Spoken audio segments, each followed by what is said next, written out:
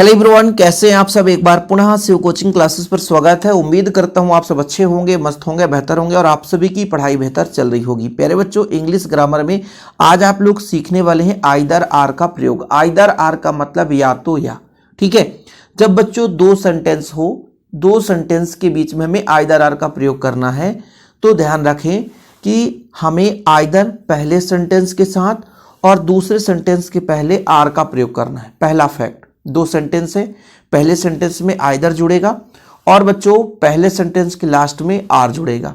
Okay, ध्यान रखना है यदि सब्जेक्ट सेम है बच्चों तो जब हम वाक्य बनाएंगे तो एक ही बार सब्जेक्ट लिखेंगे स्टार्टिंग में, फिर वर्ब नाउन या एडजेक्टिव फॉर्म है उसके पहले आइदर लगाएंगे। वर्ब नाउन एडजेक्टिव इसके पहले आइदर लगाएंगे बच्चों, है ना। इसके साथ हेल्पिंग वर्ब है तो हेल्पिंग वर्ब जोड़कर लिखेंगे और आर लगाकर बच्चों दूसरे सेंटेंस का जो अपना हेल्पिंग वर्ब है और सब्जेक्ट उसको हटा देंगे। क्यों? क्योंकि सेम सब्जेक्ट एक ही वाक्य में दो बार नहीं लिखे जाते, सेम हेल्पिंग वर्ब एक ही सेंटेंस में या एक ही वाक्य में दो बार नहीं लिखे जाते। चलिए एग्जाम्पल के माध्यम से समझेंगे, इसके बाद जब अलग अलग सब्जेक्ट रहेगा उस पर भी हम चर्चा करेंगे। जैसे देखो बच्चों, रोमित है, रोमित इज प्लेइंग क्रिकेट, है ना। रोमित इज वॉचिंग टीवी, यहां भी रोमित है, यहां भी रोमित है, तो आप लोग एक बार लिखोगे रोमित, ठीक है सर, रोमित लिख दिया। फिर बच्चों हेल्पिंग वर्ब आपको नहीं छोड़ना है, इज, नाइदर, आइदर है ना, EITHER, आइदर लगा दिया अपन ने, ठीक, आइदर हो गया बच्चों। इसके बाद प्लेइंग क्रिकेट है तो ये प्लेइंग क्रिकेट रहेगा ही, प्लेइंग क्रिकेट, ठीक। फिर हमने कहा ये पहला सेंटेंस कंप्लीट हुआ, उसके बाद सीधा आर जोड़ दो बच्चों। क्या जोड़ दो? आर।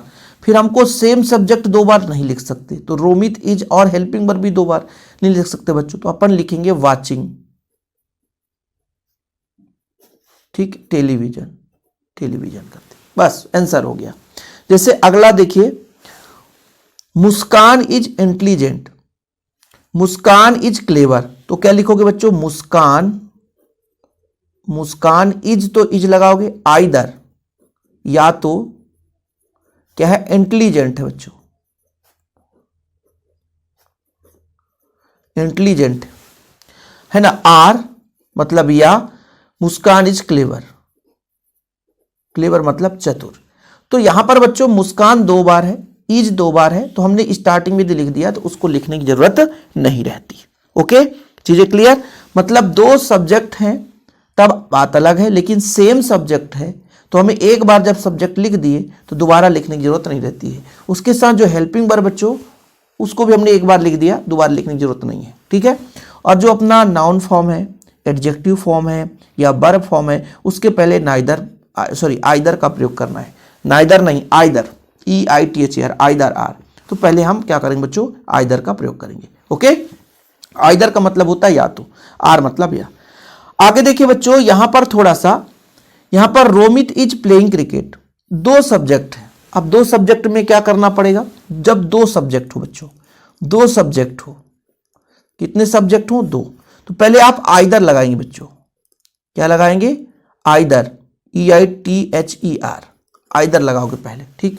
फिर से यहां पे मैं रूल्स लिख देता हूं या फार्मूला, पहले लिखोगे बच्चों आइदर, EITHER, आइदर, पहला सब्जेक्ट, पहला सब्जेक्ट बच्चों, फिर आर दूसरा सब्जेक्ट, फिर बच्चों जो भी अदर वर्ड हो वो सेम का सेम लिख दोगे।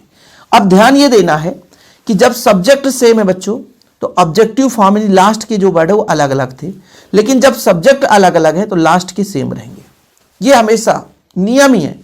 यदि मैंने कहा कि रोमित और कमल यहां अलग अलग हैं तो देखो क्रिकेट, क्रिकेट ऑब्जेक्टिव जो है, नहीं ऑब्जेक्ट वाला फॉर्म है, यानी लास्ट का नाउन, वर्ब और एडजेक्टिव ये जो है बच्चों सेम ही रहेंगे, सेम रहेंगे, ठीक है। तो जैसे अपना है रोमित इज प्लेइंग क्रिकेट, तो क्या लिखोगे? आइदर रोमित आर कमल, क्योंकि बच्चों हमने कहा पहले आइदर लगाओ रोमित, फिर आर लगाकर कमल लगा दो, ठीक। फिर सेम है बच्चों, is playing cricket, is playing cricket, तो एक बार लिख दो, दो बार लिखने की जरूरत नहीं पड़ेगी।